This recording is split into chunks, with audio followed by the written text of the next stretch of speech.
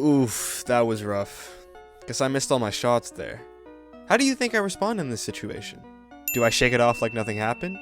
Maybe I get down on myself and lose confidence. Oh, or maybe I break my keyboard in a fit of rage.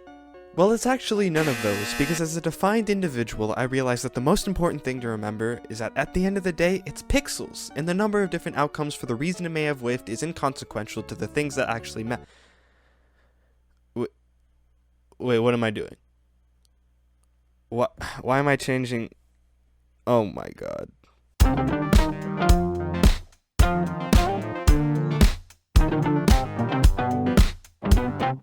Why do we change crosshairs? What provokes us after missing a shot to hit escape and change our current crosshair? Well, to answer that, let's ask ourselves 3 different questions. Do crosshairs really matter? I've kind of already answered this question in this video, but to summarize, crosshairs inherently do not matter after a certain skill level. However, different crosshairs can tend to help with different things. Even if some of the effects of different crosshairs are just in your head, they still make a difference. For example, wider crosshairs can make you faster, smaller crosshairs can make you more accurate, things of that nature. Overall, the conclusion is yes, crosshairs matter, but only in certain situations, and only if you believe that they make a difference, which we'll get into later. What drives us to change our crosshairs? Well, there's many different reasons, but the most common one seems to be the fact that us, as a human race, often tend to look for the quick fix.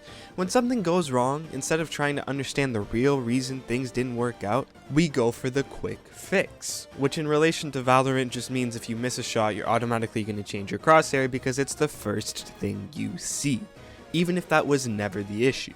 It's the quick fix. It's the overnight solution.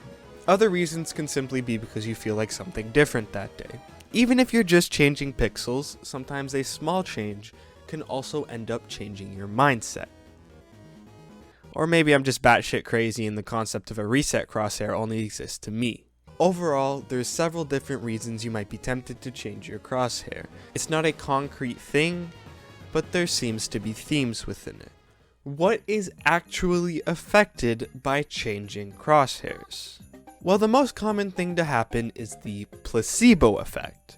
Normally, you end up convincing yourself that it was actually the crosshair that was the issue. So oftentimes, the next 1 to 2 following rounds, you feel the initial difference, and maybe play a bit better. However, the second you die again, the second things stop going your way, the cycle will continue, and you'll find yourself changing your crosshair once again.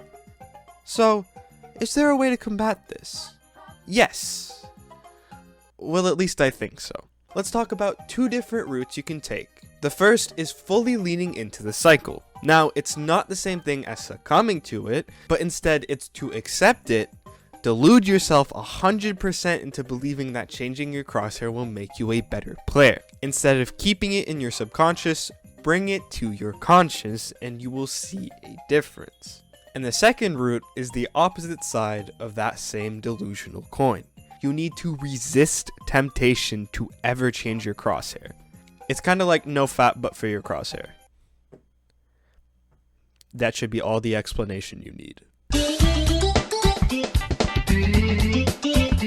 This is Zekken, a pro player for Sentinels, Master Madrid MVP, and stanky leg enjoyer. Now this is Zekken changing his crosshair after he died. Why, just why, would arguably the best player in the world right now do this as well? Well, I have no fucking idea. I don't know him like that, but I can make some educated guesses, and so can Shroud. So this is awkward. I can't find the clip. I've been looking for like 2.5 hours now, and I can't find it because YouTube search is like the worst thing in the world. So I hope you guys don't mind if I just summarize it. And I'm definitely not taking this opportunity to spread a bunch of misinformation.